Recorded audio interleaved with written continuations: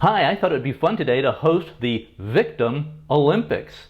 The battlers in this first round will be Vice President Kamala Harris and my Laotian wife, Wanda. Whoever has overcome the most obstacles to make it in America wins. Now, it's not whoever gets to the highest position, it's whoever has overcome the most obstacles to make it in America. My wife Wanda grew up in Laos, which is right next to Vietnam. When she was 13 years old, she escaped from Laos after the communists conquered her country in a story similar to the Killing Fields. She walked for 4 days and 4 nights through the jungle. She thought for sure she would die. Either she would be captured by the communists, shot or perhaps beheaded, or she would die of starvation or thirst. She made it across the Mekong River to Thailand, made it to a refugee camp and spent 18 months there. Wanda arrived in America in 1979, not knowing any English.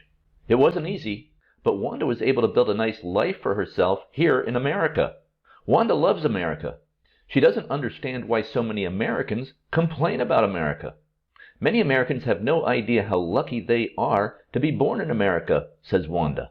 Now, Kamala Harris says she has overcome systemic racism, structural racism, and climate change. Growing up, my sister and I had to deal with the neighbor who told us her parents couldn't play with us because we were black. I do not believe you are a racist, and it's personal, and I was actually it was hurtful. You know, there was a little girl in California who was part of the second class to integrate her public schools, and she was bused to school every day. And that little girl was me. I mean, one of the young leaders was talking to me about climate mental health. I said, tell me what's going on with your peers. Climate mental health. And she talked, I said, I think I understand that, but unpack it for me. And she talked about how her peers are thinking about it. One example is, you know, whether when they're ready, could they start a family? Yes. Worried about what that would mean and the stress of it. They were talking about it in terms of their peers trying to figure out, you know, they're going to have to get a job and they're going to have to make a living, but what can they do and how can they adapt the education that they're having now to their activism? Okay, so what was Kamala Harris's upbringing and background like? Well, Kamala was born in California. Her father was an economist, and her mom was a cancer scientist, specializing in finding a cure for breast cancer. Both parents have PhDs. Her father was an economics professor and got his PhD from Berkeley, which is one of America's elite colleges. Wikipedia says he was considered a Marxist scholar. Okay, so her parents were professors with PhDs from Berkeley, an elite college. And Kamala grew up wealthy by the standards of almost anyone. Okay, so Kamala's had to overcome a lot to make it in America. So now let's shift over to my Laotian wife's story to see who has had to overcome more. Now, some of you will have heard Wanda's story in another video that was making a very different point. And I'm going to repeat that story here from a previous video. So if you've heard this, you can just skip ahead. However, I am adding some new great details to Wanda's story that she just told me about, and that frankly blew me away. I met Wanda at a karaoke bar, and what attracted me most to Wanda is her incredible story. Wanda's background is a story of true grit. Wanda is the opposite of privileged. Now, I wish Wanda could sit here next to me while I tell you her background, but she doesn't like to go on camera, much less speak publicly on the internet to people she doesn't know. She's sitting in the other room right now watching TV, and it's taken me many years to pull this story out of Wanda. She doesn't like to talk about it because she says many people went through what she did in Laos. She doesn't see her story as anything special. Her Laotian name is Vandalone. Wanda is an Americanized version of her Laotian name. After the communists conquered Laos in 1975, Wanda's mom and oldest sister Kamsi put together a plan for the family to escape to Thailand when Wanda was 13 years old. Wanda's story and escape from the communists is similar to movies like The Killing Fields and First They Killed My Father. Wanda's deceased mom, Champa, was born in China. When Japan conquered China and was committing genocide, basically killing everyone, the parents of Wanda's future mom put her on a boat when she was about 15 years old, with a suitcase full of cash, gold, and other valuables. This was probably in 1943. Wanda's future mom, Champa, ended up in Laos. She never saw her parents again. Wanda's future mom arrived in Laos as a 15-year-old girl not knowing any Laotian. But she built a life there. She met a guy named An, Wanda's future dad. Wanda has 2 younger brothers, 2 older brothers, and 4 older sisters. Mom was very industrious. She knew the value of gold. So she started a cash for gold business. Mom also made food products, mostly baked goods, and sold them at the local market. She put the kids to work in this business, including Wanda. Mom also bought a bus and started a bus service. Wanda's father and Wanda's oldest brother, Sakta, would drive the bus, and the bus had a route. People would get on the bus at various stops and go to the market in Pak Se. So this was a third profitable business for the family.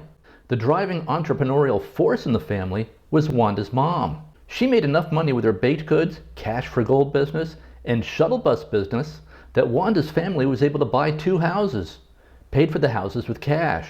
There was no such thing as a mortgage in Laos, at least not that they knew about. The house they lived in overlooked the great Mekong River. The other house was for their extended family. So they got to be very well off financially by Laotian standards of that day. Then the communists conquered Laos in 1975. Wanda says we could hear the bombs and gunfire all day and all night.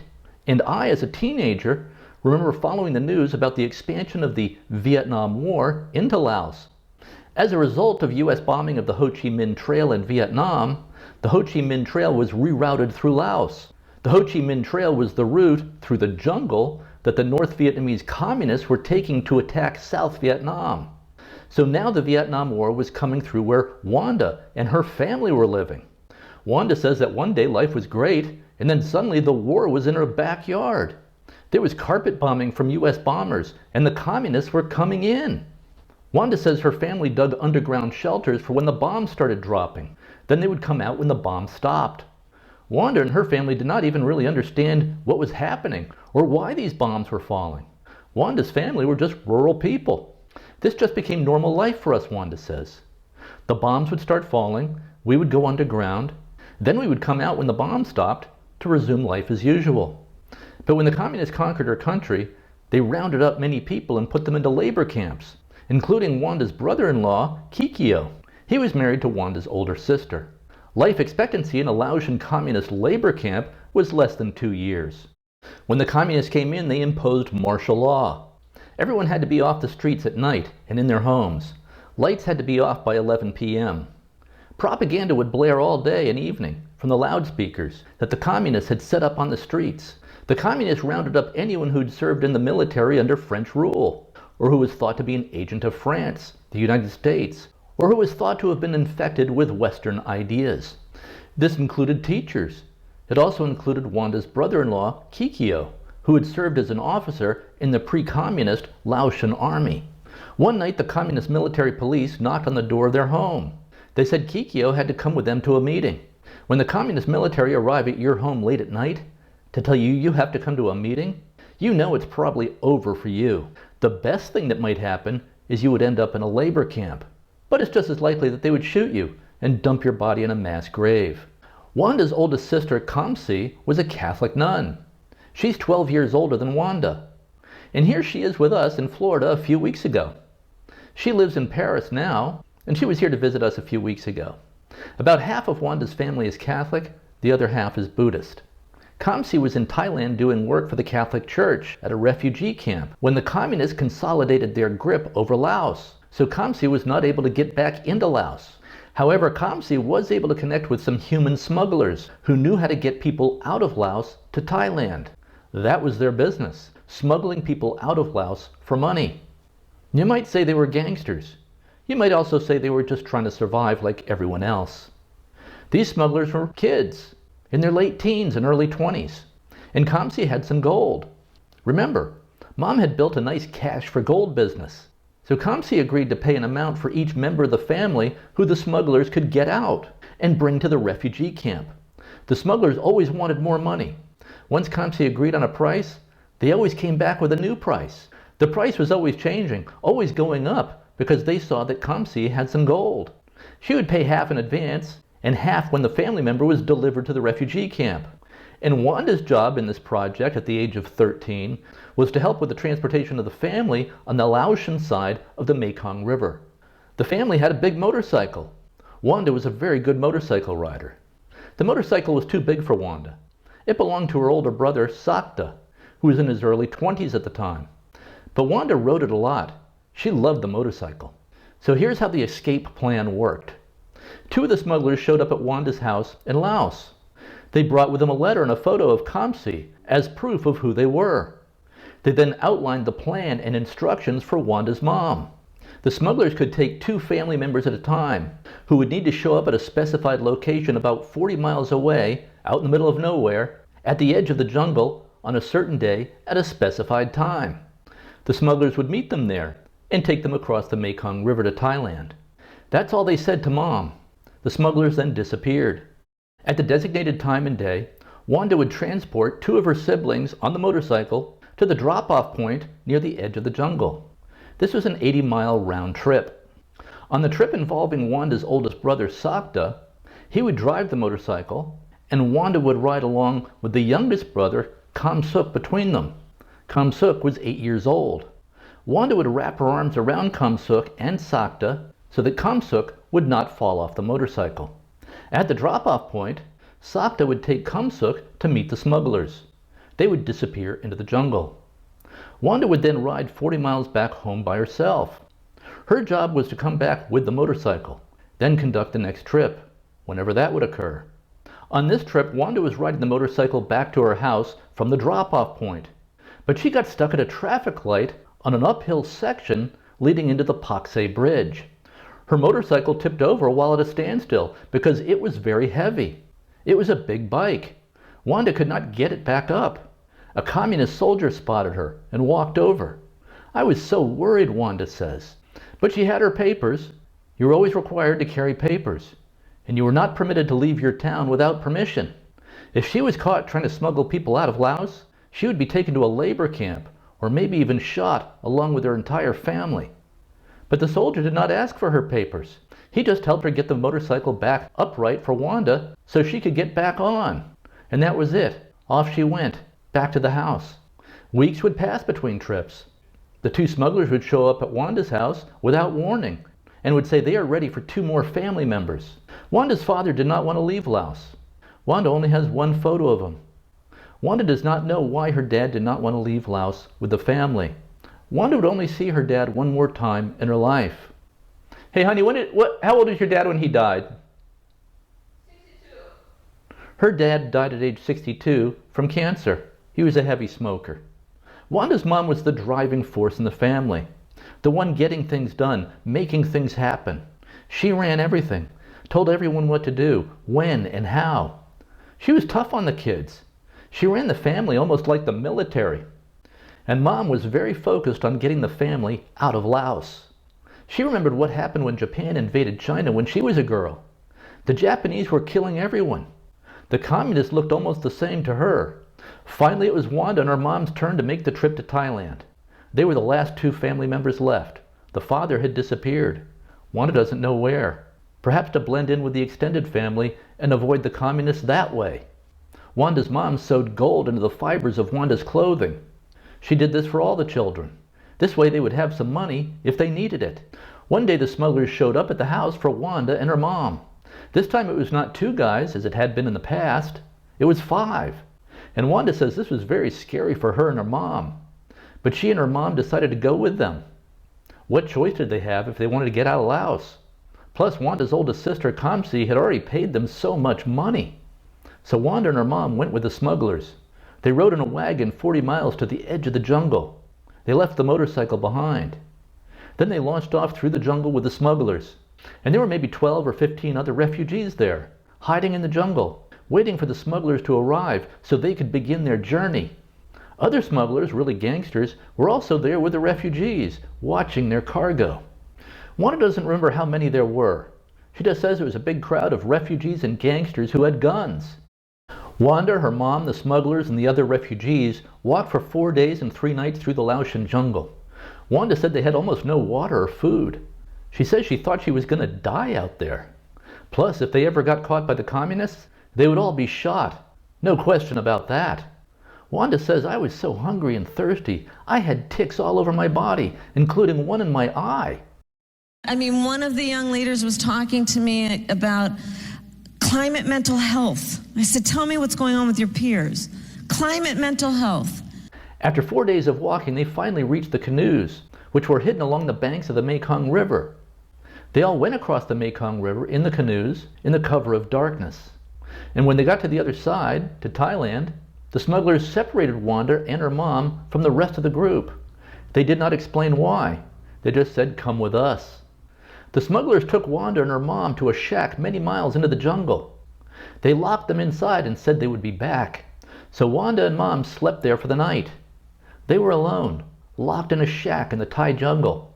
Who knows where? Then just before sunrise, 5 smugglers showed up. They told Wanda, come with us. We're going to the camp now. They told Wanda that her mom had to stay there. She will come later, one said. It was just Wanda, age 13, with 5 smugglers walking through the jungle. I did not know what would happen, says Wanda. Was I going to be raped and killed? I didn't know. All the other refugees were gone. I walked with these gangsters through the jungle many miles all day. Just me and these gangsters. But the gangsters never touched Wanda. She says these smugglers were actually not such bad people.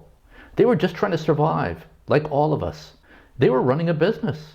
But there was no raping or anything like that involved. They just wanted money. And they finally arrived at the refugee camp. Wanda's brothers and sisters were all there.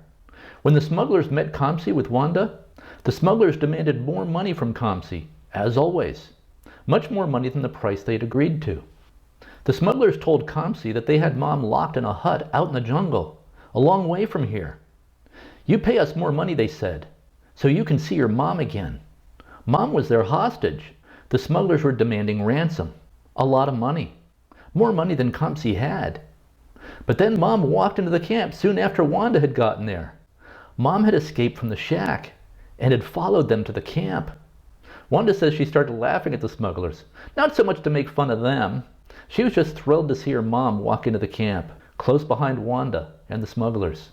It sounds like Wanda's mom was watching them the whole time, following close behind. Wanda's older brother, Sakta, heated up some tweezers and removed the ticks from Wanda's body, including the very painful tick in Wanda's eye. The ticks had gotten very big and very bloated with blood. Wanda says they were extremely painful, especially the one in her eye. I thought my head was going to explode, she says. Wanda and her family lived in that refugee camp for about 18 months. Wanda and her family were then granted refugee status. They could choose either to live in France or the United States. All chose the United States, except the Catholic Church told Kamsi she needed to be in France. Remember, Kamsi was a nun, so she had to go where the church wanted her. So Kamsi ended up living in France. Wanda was very sad about that. Kamsi had been like a second mom to Wanda, because remember, Kamsi is 12 years older. Wanda and her family arrived in San Francisco in November of 1979. She was 14 years old by this point.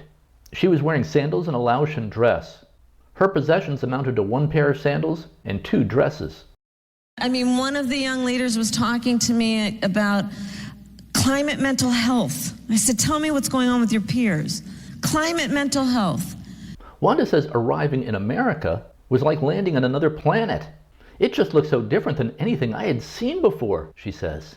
The family was placed in Kensington, Maryland, where a large Laotian community had taken root. About 10,000 Laotians live in Maryland and suburban Washington, D.C. Wanda and her siblings were placed in a local public school. Wanda was put in 9th grade. Wanda did not know any English, and she could not find a Lao to English dictionary. But she found a Thai to English dictionary, so she used that to get by in her classes. When she first arrived at the school, she did not know enough English to be able to distinguish between the boys' and the girls' restroom. She just followed her younger brother Kamala into the boys' room. The other kids all laughed at her when she walked out. Wanda had never heard of any such thing as a men's room or women's room in Laos. This was new for her. By using her Thai to English dictionary, she was able to get through 9th grade with a C grade average. But her English got much better, so she was able to get through high school, she says, with a B average. Very sadly, Mom suffered a debilitating stroke during her 2nd year in America. She remained alive, but she was in a coma for 23 years until she died in 2004. Now I do have to make a correction here, a correction that Wanda brought to my attention. Her mom was not in a coma. She had a stroke that rendered her an invalid for 23 years before she died. She was bedridden and could not speak. Her left side was completely paralyzed. She could not roll over in bed without help, but she could understand what was being said. And she could signal with her hand yes or no in answer to questions. So not a coma. And her children, including Wanda, took care of her for 23 years before she died over Thanksgiving weekend in 2004. So Wanda and her siblings basically raised themselves in America, because remember, their father stayed in Laos. Wanda's oldest brother, Sakta, adopted the name of Peter and became the father figure. I think of Sakta like my true father, says Wanda. He made sure we all got to school and made us do our homework. While in high school, Wanda worked several jobs. And I need to add this part to the original story. Throughout high school, Wanda also worked 3 jobs while going to school. After school, from about 3 to 5, she would work as a receptionist at the school. Then at 5 o'clock, she would leave for her next job at a restaurant called Hot Shop. An element of this restaurant was a buffet. And she noticed that the line in the buffet often moved very slowly because elderly people that were in the line are very slow movers. These elderly people would spend a lot of time looking at the food and have difficulty choosing what they wanted. And then they would have difficulty moving forward. So she would help them get their food, put it on the tray, and then move their tray forward, then help the elderly person move forward along with the tray. Then she would get their drink at the end of the process, put it on their tray, and then carry this tray back to the elderly person's table, and then come back and get the elderly person. But this would move the line along much more quickly. She said it tripled the speed of the line at the buffet. These elderly people loved getting the help from Wanda, and management loved the fact that Wanda was able to triple the speed of this buffet line. She then moved from that job to hostess plus trainer of the restaurant staff on how to keep the buffet line moving quickly. She liked the job of hostess better. Same money, she said, because tips were split among the staff, but it was just an easier job. And she liked welcoming the customers and seating them with their menus. On weekends, she would work at a nursing home from 9 a.m. to 3 p.m., then change out of her white nursing home uniform and into her blue Hot Shop restaurant uniform to work at the Hot Shop restaurant until 10 p.m.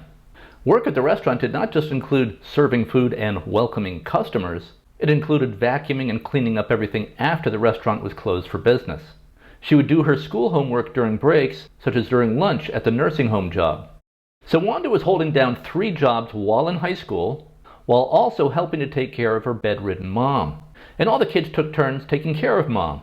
Though she says her older sister Anita spent the most time with mom, while everyone else was working as hard as they could to bring in money. And Wanda's entire family, 12 people including mom, lived in one 4-bedroom house. Upon graduating from high school, Wanda took some classes at Montgomery County Community College. She learned how to use Adobe PageMaker, Quark Express, Excel, and Lotus. She also became a very good typist. She could type at a lightning-fast 120 words per minute. She landed a job at Geico in data entry and as a typist. She passed their typing test with flying colors. And because of her newly learned desktop publishing skills, she also laid out a number of Geico's publications. And she took some more classes at Montgomery County Community College, including courses on how to become a legal secretary. I would take any class Geico would pay for, she says. She would constantly check job openings within the company to see if she might be able to move up. And she landed a job as a legal secretary in Geico's legal department. And she was awarded Employee of the Month 5 times at Geico's corporate headquarters in Chevy Chase, Maryland, and where there are thousands of Geico employees. And I'll repeat that.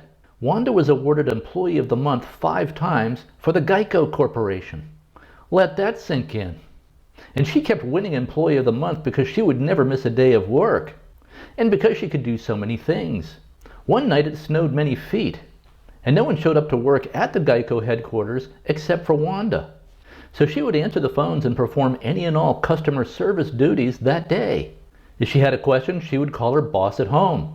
"What are you doing there?" he would ask. "There's 4 feet of snow on the ground. Didn't you get the message to stay home?" Her supervisors loved Wanda. Wanda also oversaw all the private detectives who would conduct investigations for Geico's legal cases. And she would keep track of when Geico's lawyers had to be in court to file their motions and argue their cases. She even learned how to write and file motions herself with the court on behalf of Geico. She would use previous court motions as her template and then just fill in the new info. The lawyer then would look it over and make some adjustments to the motion, but Wanda had already done 90% of the work for the lawyer. She essentially ran the legal department at Geico. Do you know you're supposed to be in court in 30 minutes, she would tell a lawyer. You need to get going now. Her brother-in-law Kikyo did manage to escape the communist labor camp in Laos after 5 years there. And that's an incredible story on its own. He had somehow made his way to Australia, where he opened a restaurant and became quite prosperous. And I'm only giving you the bare outline here of what Wanda and her family went through. At some point, I'd like to write the family story. There are so many angles and subplots to their story, like war and peace. Wanda's oldest brother, Sakta, his American name Peter, also became quite prosperous. He became skilled in technology and engineering. He worked 60-hour and 80-hour work weeks for Siemens Corporation, installing security systems and collecting lots of overtime pay. He also bought many rental properties and became a multimillionaire, at least in terms of net worth. He sunk every dollar he had into his rental properties. Wanda also bought rental properties with money she was earning from Geico, plus her weekend job working as an assistant to a major realtor in the Washington, D.C. area. Wanda would show properties for this realtor, and she learned the ropes that way. Wanda spends most of her day now managing our rental properties and 27 tenants. She really likes doing that. Unlike Kamala, Wanda never complains about America, never complains about how tough it is in America. She thinks America is awesome. And while this virus touches us all, we got to be honest. It is not an equal opportunity offender. Black, Latino, and indigenous people are suffering and dying disproportionately. And this is not a coincidence. It is the effect of structural racism. This virus, it has no eyes, and yet it knows exactly how we see each other and how we treat each other. And let's be clear, there is no vaccine for racism. The climate crisis impacts everybody, but it does not impact all communities equally. Poor communities, rural communities, Native communities, and communities of color are often the hardest hit. America has a long history of systemic racism. Full stop. I mean, one of the young leaders was talking to me about climate mental health. Okay, so who wins the Victim Olympics? Kamala or Wanda? And by wins, I mean who had to overcome the most obstacles to make it in America. Not who achieved the highest position, who had to overcome the most obstacles. And who complained the least? Now, Kamala says she had to overcome systemic racism and structural racism, plus climate change. I'll let you decide who the winner is in the comments. Now, you should also know, and this might persuade you, the ladies of The View are voting for Kamala. Most notably, the brilliant Sunny Hostin. She says the reason that Kamala is unpopular with the American people is because of racism and misogyny. It is that they constantly question the qualifications of black women, and that's why people are saying that she's unprepared. So this is based in racism, this is based in misogyny. And of course, the reason most Americans are questioning Kamala Harris's qualifications to be vice president has nothing to do with racism or misogyny. It's because she makes speeches like this. And talking about the significance of the passage of time, right? The significance of the passage of time. So when you think about it, there is great significance to the passage of time in terms of what we need to do to lay these wires, what we need to do to create these jobs. And there is such great significance to the passage of time when we think about a day in the life of our children. Because when we think about the strength of our democracy, you know, I think that there's a duality to the nature of democracy. When it's intact, oh, it's so strong in terms of what it does to uphold and protect individual rights and freedoms. So strong in its nature. And it is very fragile. It will only be as strong as our willingness to fight for it. And it is with this understanding, this vision, to see what can be unburdened by what has been. Fair enough, but that phrase about seeing what can be unburdened by what has been, that sounds kind of familiar, doesn't it? I can imagine what can be and be unburdened by what has been, you know?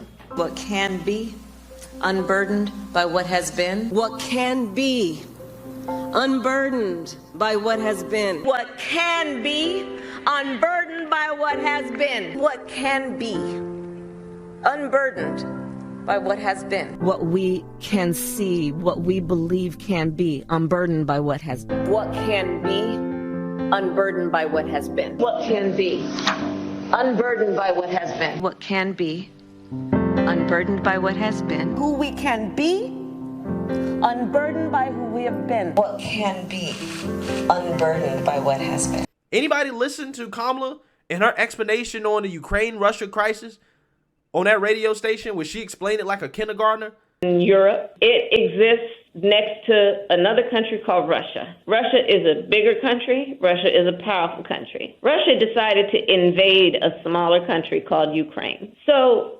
basically, that's wrong. Another example of her not being very impressive with the things that come out of her mouth. Well, I think culture is, it is a reflection of our moment and our time, right? And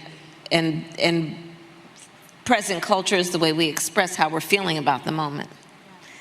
And we should always find times to express how we feel about the moment that is a reflection of joy, because, you know, it comes in the morning.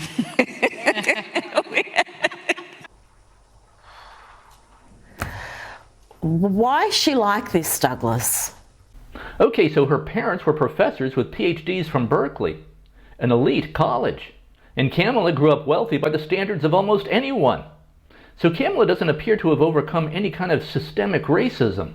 She's pretty much the poster child for a child of privilege. Yet she's built her entire career on slamming America for supposed systemic racism and portraying herself as a victim of this systemic and structural racism. Growing up, my sister and I had to deal with the neighbor who told us her parents couldn't play with us because we were black. America has a long history of systemic racism. Now there's one other cool detail that I did not know about until now, which Wanda told me after watching the first video. When Wanda started laying out the Geico publications, at first she did not have the benefit of Adobe PageMaker, Quark Express, or Illustrator. I think those programs existed in the late 1980s and early 1990s, but her department at Geico did not have them. So she started laying out Geico's publications using MS-DOS code. DOS, MS-DOS. Then Wanda found out about classes at Montgomery Community College on how to use these Adobe programs to lay out Geico's publications. Classes that Geico paid for. She would take any classes there that Geico would pay for. Unlike Kamala, Wanda never complains about America, never complains about how tough it is in America. She thinks America is awesome. Here's another fun Wanda anecdote. Wanda was a Democrat. She wasn't very political at all. She was a Democrat because she credited President Jimmy Carter with allowing her family to come to America. She was very thankful to Jimmy Carter for that. So she was a Democrat.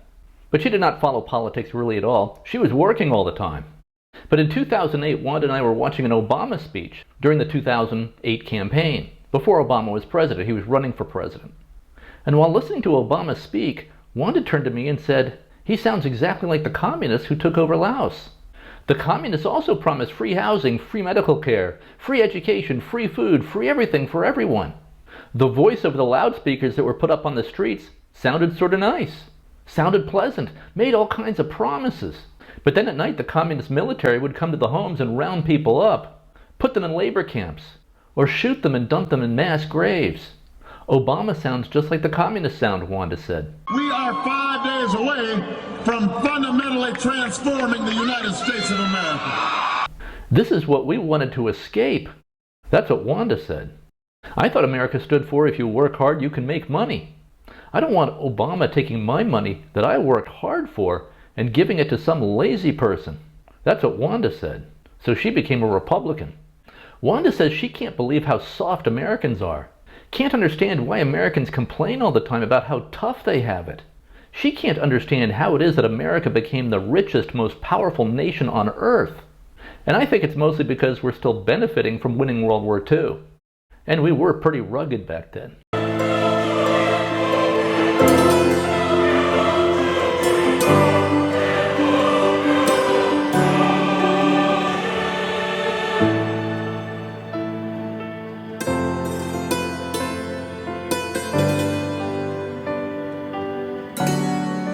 We've become a nation of complainers and bellyachers. The biggest problem with the victim mindset being promoted by our schools, colleges, and today's Democrat Party is that it turns people into losers. Gone is the frontier spirit of exploration that built America. The spirit of Columbus, the Pilgrims, Lewis and Clark.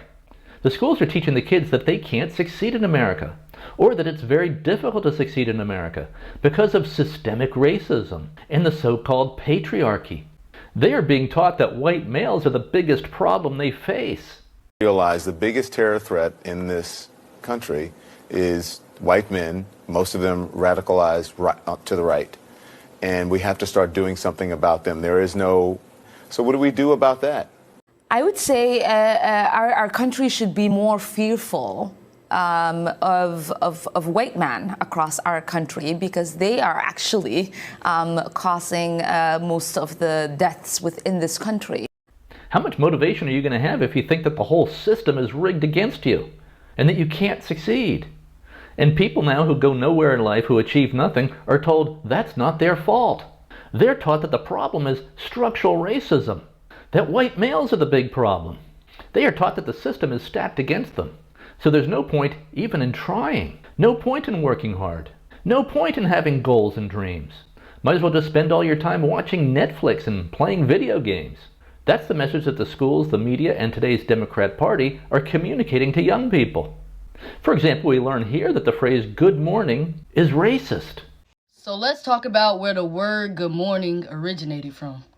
Good morning.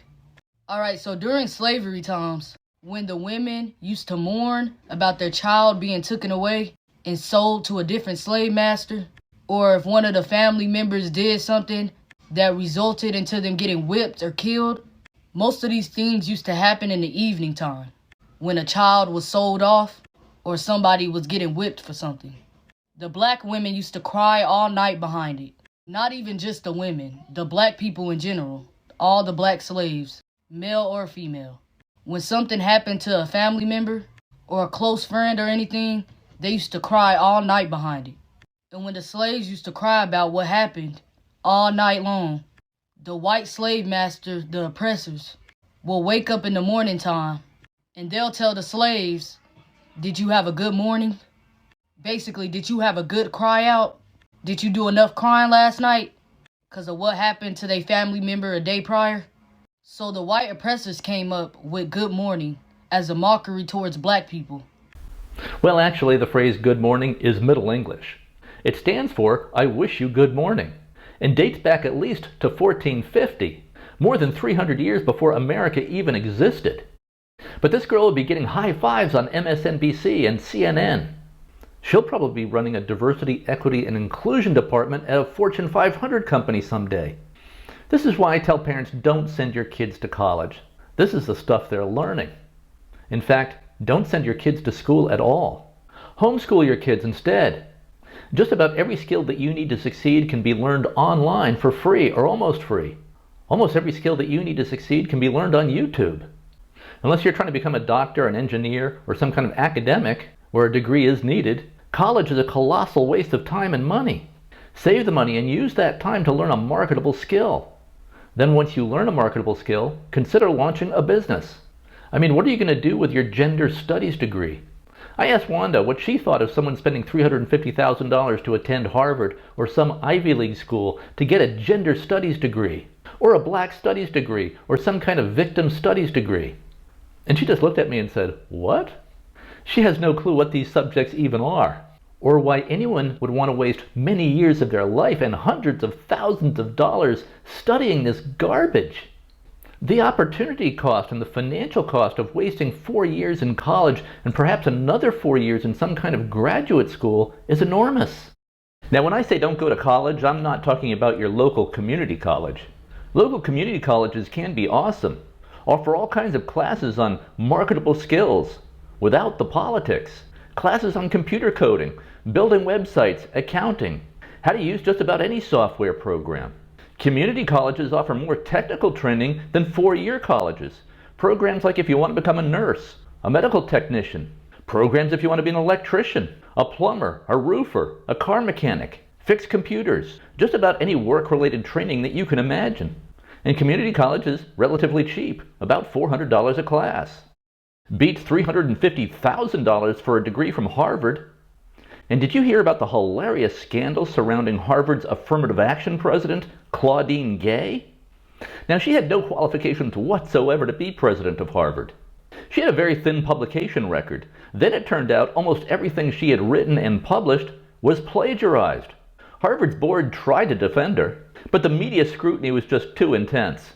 Harvard student newspaper, the Daily Crimson, kept on coming up with more instances of her plagiarism, and pointing out that Claudine Gay had presided over the expulsion of many Harvard students for doing exactly what she did. So she was ultimately forced out of the Harvard presidency. But she remains on the Harvard faculty as a victim studies professor, pulling in a salary of $900,000 per year. Harvard has become a worldwide laughingstock. So don't waste your time or money going to Harvard or any of these so-called elite 4-year colleges. I did not learn advertising and marketing in school. I fell into this field completely by accident, long after I graduated from college, like 9 years after college. I could have been doing this starting at age 18 instead of at age 30 or 31, if I had just known about it. If I had worked as an intern at an ad agency at age 18, I could have been in the advertising business since then. And this is true of almost any field. You learn skills on the job, not in school. You learn by doing, not by sitting in a lecture hall. You learn to play golf by hitting lots of golf balls, by playing golf, not by reading a book on how to hit a golf ball. You learn to fix cars by fixing cars. Thomas Edison was pretty smart, right? He pretty much gave us the modern world. Thomas Edison harnessed electricity, invented an early version of the light bulb, an early version of the telephone, the phonograph, and the motion picture camera. Thomas Edison built the first industrial research laboratory. Thomas Edison never attended high school or college. Didn't graduate from high school, never attended high school or college. Think about it. By the time you get out of college at age 22, you're done with about a quarter of your life. By the time you get out of grad school, 1/3 of your life is probably over. Instead of doing that, instead of wasting all that time and money, you could have been spending that time doing something productive. Even my late dad, who was a college professor at Dartmouth, told me that college is a complete waste of time and money for the vast majority of people. Instead of wasting all that time and money, he said, most people should just use that time and that money to build a business. College today is a colossal scam. It's basically a criminal enterprise to be avoided. Instead, figure out what you're really interested in and do that. Oh, and I have a book out titled Win Life: Success Skills Schools Don't Teach. This book is aimed primarily at young people in their late teens and 20s who are just launching into adulthood and trying to figure out their path in life. But this book contains just about everything I know about how to succeed in life. So check it out. It's available on Amazon and it's in all the formats. And I link to it below.